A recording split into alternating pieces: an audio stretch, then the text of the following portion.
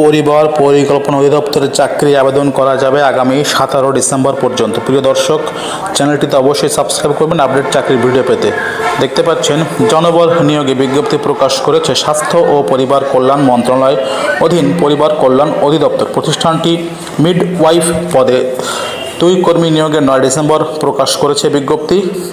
1 বছরে জানুয়ারি 2026 থেকে 31 ডিসেম্বর 2026 পর্যন্ত পদটিতে নিয়োগ দেওয়া হবে। 1 বছর পর ফান্ড প্রাপ্তি সাপেক্ষে মেয়াদ বৃদ্ধি হতে পারে। পদ দুটিতে গাইবান্ধা জেলা আমার উপজেলার সাঁওতাল সম্প্রদায় স্থায়ী বাংলাদেশি বাসিন্দা আবেদন করতে পারবেন।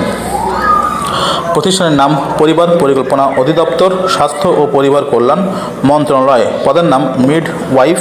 চ্যানেলটিতে অবশ্যই সাবস্ক্রাইব করুন। পদ সংখ্যা 2টি, বেতন স্কেল 40,000 টাকা।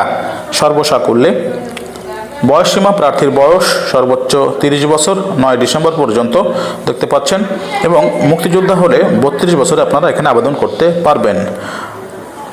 আবেদনের শেষ সময় আগামী 17 ডিসেম্বর 2025 বিকাল 5টা পর্যন্ত। দরকারি কাগজ এখানে পরিবার পরিকল্পনা অধিদপ্তর নিজস্ব ওয়েবসাইটে গিয়ে কিন্তু আপনারা দেখতে পারবেন। এখানে আপনারা নিয়োগ বিজ্ঞপ্তি দেখতে পাচ্ছেন, পরিবার পরিকল্পনা অধিদপ্তরের নিয়োগ বিজ্ঞপ্তির সর্বশেষ আপডেট। সম্পূর্ণ ভিডিওটি ভালো লাগলে চ্যানেলটিতে অবশ্যই সাবস্ক্রাইব করবেন, আমাদের সঙ্গে থাকবেন।